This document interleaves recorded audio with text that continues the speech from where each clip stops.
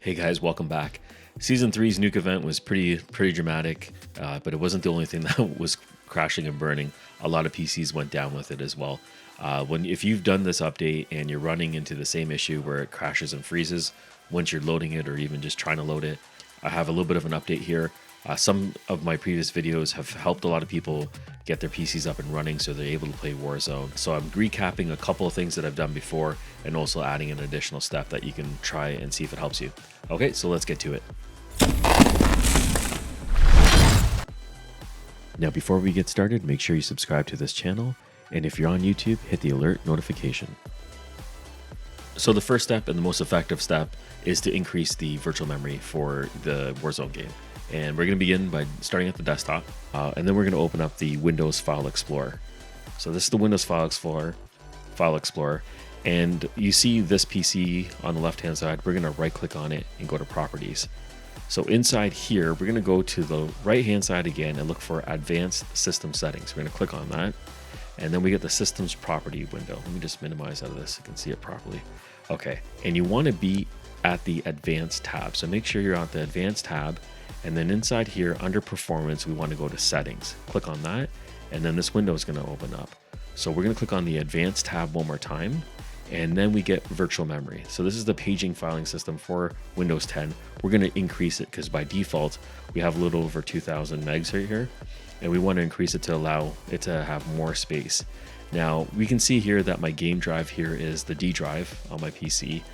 The games are huge, so I have to have a separate hard drive for them. So we can't do anything without enabling it. So we have to uncheck this, and now we can select it. Okay, so you can see you can select it right now, and then we can have custom sizes. Okay, so right now we're just under 3,000. We're going to select this, and I'm going to put in 10,000 as the minimum size as well as the maximum size. So we're going to have 10,000 and 10,000, and then we have this set. When we have that in here, we can click on Set, and then OK. And then we get a prompt that we have to restart the system for these changes to take effect. And that's important because if you just try to play right now, it's not going to work. So here again, we can just click OK, and then we click OK to the next window, and we'll get this prompt here to restart your computer. So that's all you have to do. We're giving it more space on the system to use, to store things temporarily in the filing system, because maybe RAM isn't enough, maybe the disk space isn't enough, and it just needs to be increased. So the next one I'm going to show you is about Warzone freezing at the map loading screen, and a lot of people ran into this issue. I found a fix on Reddit. It seemed to help some people over there. I've tested it myself. This issue didn't happen to me specifically, but it happened to my buddy. It helped him, so maybe it'll help you. Anyways, I'm going to show it to you right now. It's just a couple steps in. So we need to open up File Explorer and head over to our C drive, which is the main drive on your computer. In here, we're going to go into Users, and then go into your user profile. For me, it's GEEKrar, and then go into Documents. Inside Documents, you can look for your Call of Duty Warfare folder, Players folder, and then here we have two files. So this is the path. I'll put it in the description so you can find it. It'll vary from computer to computer, but these two files, the config files, are the ones that we want to delete. They're the ones causing the freezing issue with the map, and it probably is causing the same issue for you if you're experiencing that specific problem.